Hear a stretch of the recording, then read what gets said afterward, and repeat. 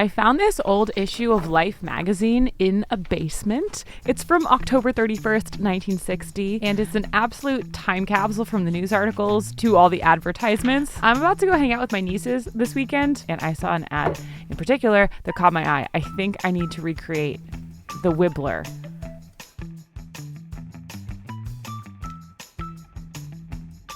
I'm going to try to recreate this as best as I can using nothing but the Life magazine photos, just because I like the idea of that.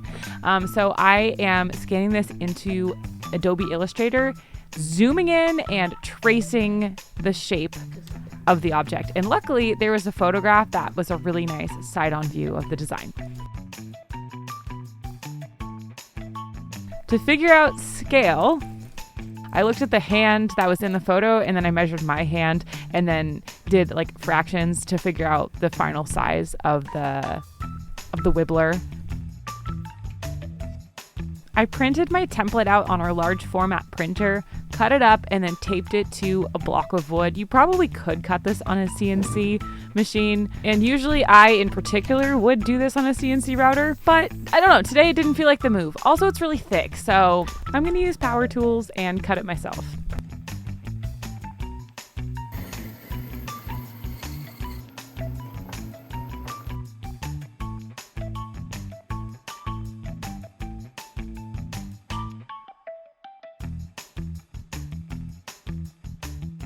For cutting curves and stuff, a narrower blade on the bandsaw is a lot better, but I don't have a narrower blade for the bandsaw at the moment, so I'm just gonna give it my best shot with this, and it went pretty good actually. Plus, I can sand and sand and sand as much as I need after this.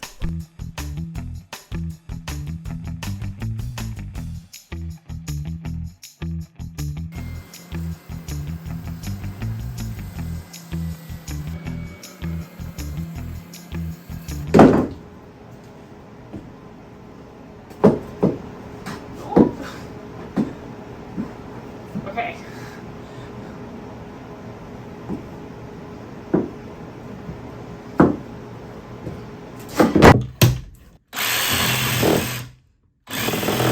Next step, I'm going in with the jigsaw to cut out these holes. It's gonna be rough, but that just doesn't really matter at this point. I'm just trying to remove material, and then I'm gonna cut the vertical view of the Wibbler. I did find a vertical view of the toy, but it doesn't really make sense, and I'm not sure if maybe there was just a couple of iterations between the Halloween 1960 issue of Life magazine and other future times that it was produced.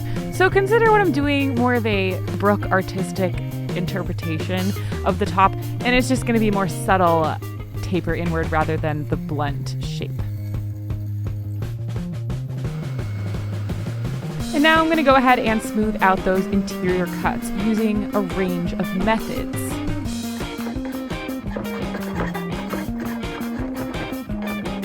On that note, this is going to be on the ground, most likely getting pretty beat up, so it doesn't need to be perfect, but I still wanted to sand it pretty good though.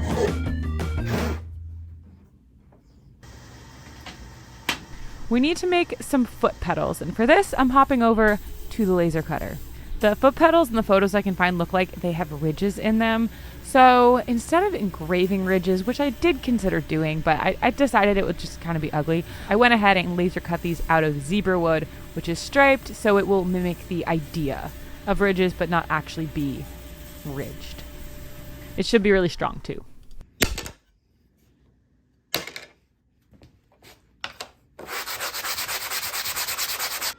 And this is getting attached with 4 dowels on each side.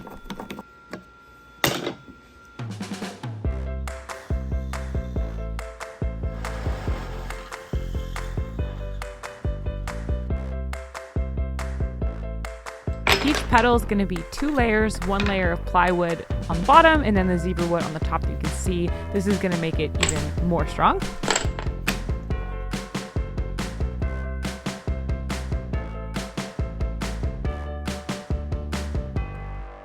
I'm going to flood this all with wood glue and then hammer it together with a rubber mallet.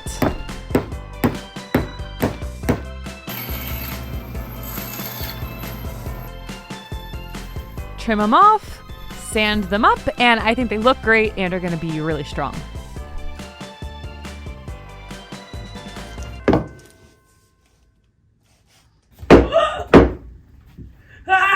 wait, shoot. How do you do this? Okay, we're on.